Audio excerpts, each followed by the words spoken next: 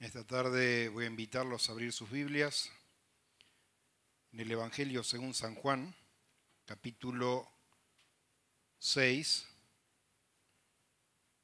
versículo 25.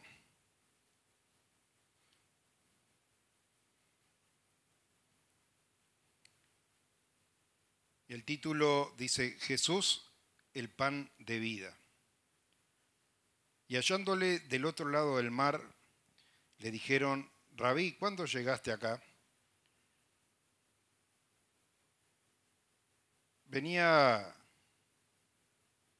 el pueblo de haber visto diferentes tipos de milagros de mano de Jesús, cual no habían visto ni habían oído en largo tiempo. La alimentación milagrosa. Luego, sorprendentemente, había una barca sola para cruzar desde Tiberias a Capernaum,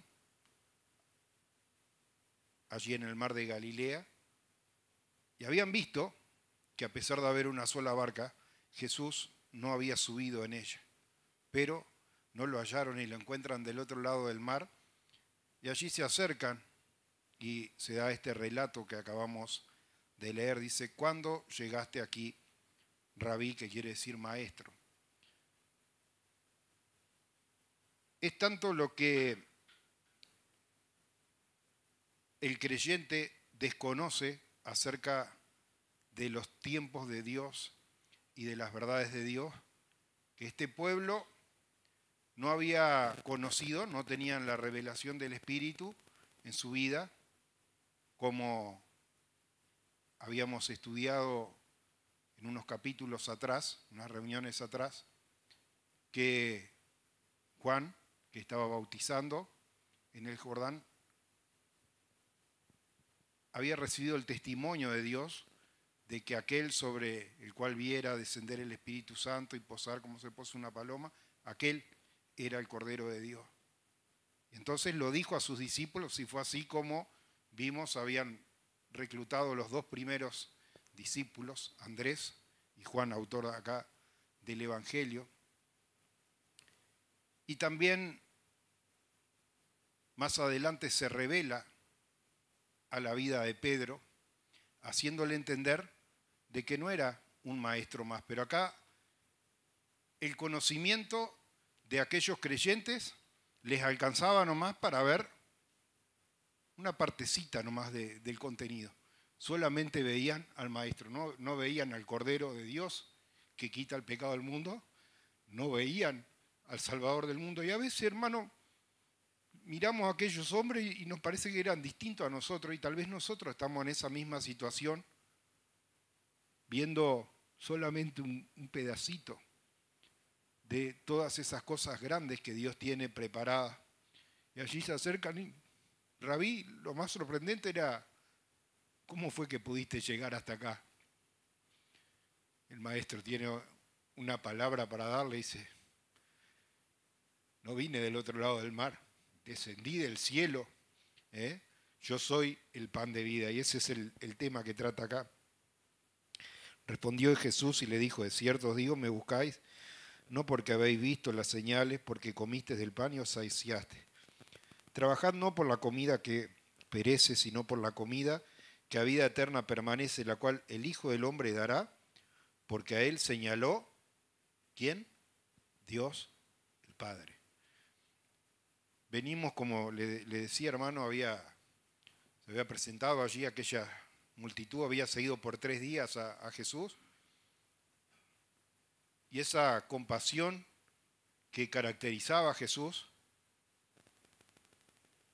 dijo: no podemos mandarlos a estos sin comer.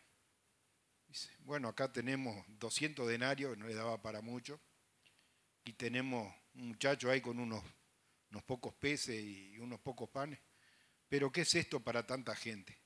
Allí Dios hizo a través de Jesucristo esta alimentación milagrosa, y llegan allí buscando lo que muchos se acercan a la casa de Dios buscando, dice: Señor, quiero prosperidad, Señor, quiero que no falten comida en mi casa, Señor, quiero.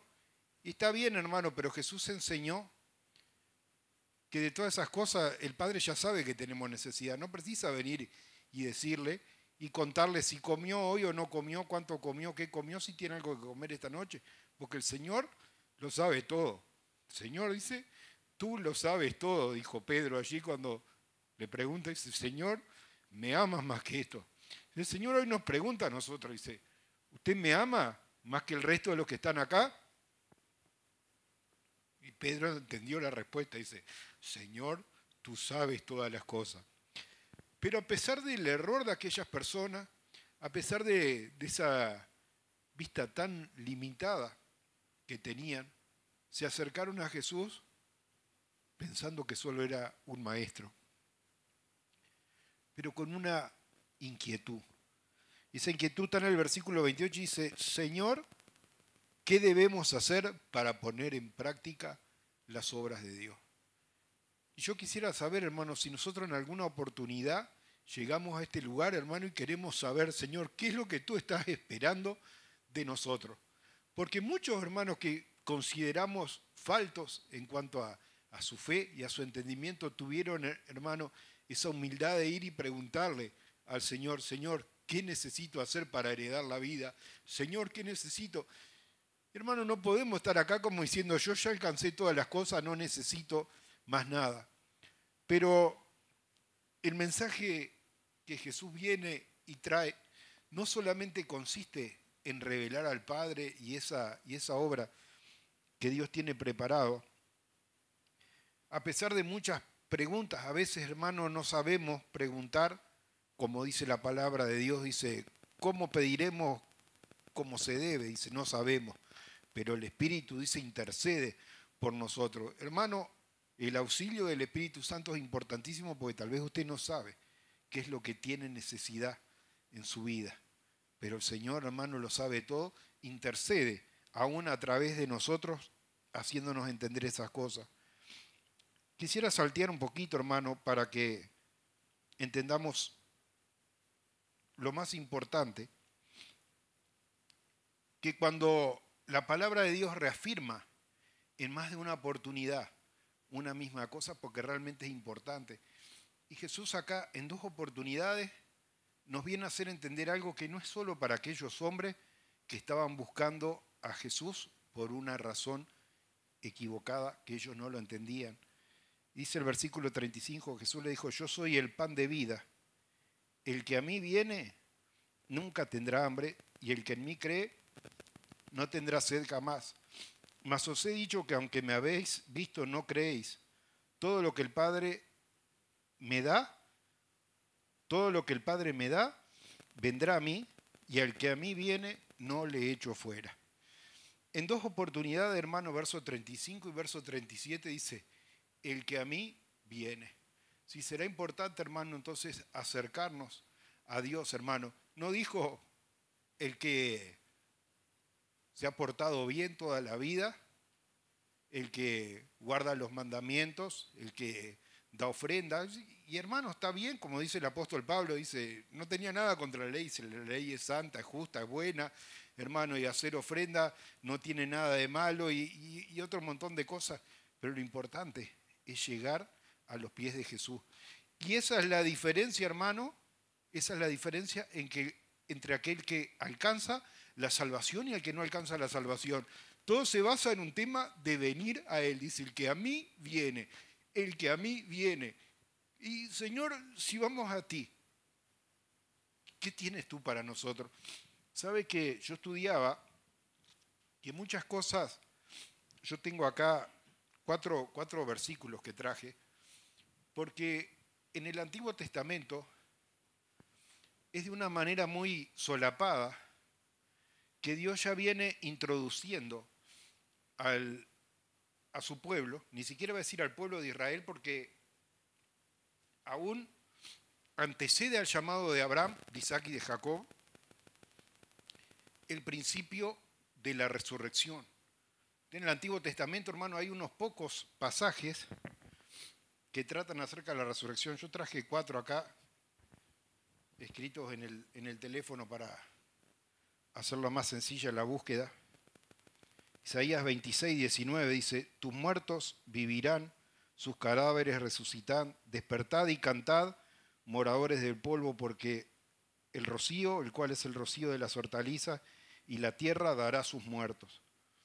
Daniel 12:2 dice, a muchos los que duermen en el polvo de la tierra serán despertados, unos para vida eterna y otros para vergüenza y confusión perpetua. Oseas 6:2 nos dará vida después de 2 días, en el tercer día nos levantará y viviremos delante de él. Y el otro pasaje, que lo dejé para lo último, pero que es el primero, aunque no lo encuentre el primero usted acá en la Biblia, está en el libro de Job. Sabe que el libro de Job es el libro que se entiende que es el libro más antiguo de la Biblia, aunque otro libro como el Génesis relate la creación, el libro de Job fue escrito antes de que Moisés escribiera esto. Job no era israelita, no nos dice la palabra de Dios de dónde era, pero no era ni siquiera israelita. Pero era un hombre temeroso de Dios y le fue mal en la vida. Le fue mal en un montón de cosas. Perdió todo lo que tenía, perdió la familia y perdió la salud. Ya como que no le quedaba más nada para perder. Y sin embargo allá, escondido, hermano, en un verso, está esa canción que canta Crystal Lewis, que está en Job 19, 25 y verso 26, dice, yo sé que mi Redentor vive y al fin se levantará sobre el polvo y después de deshecha mi piel, en mi carne he de ver a Dios.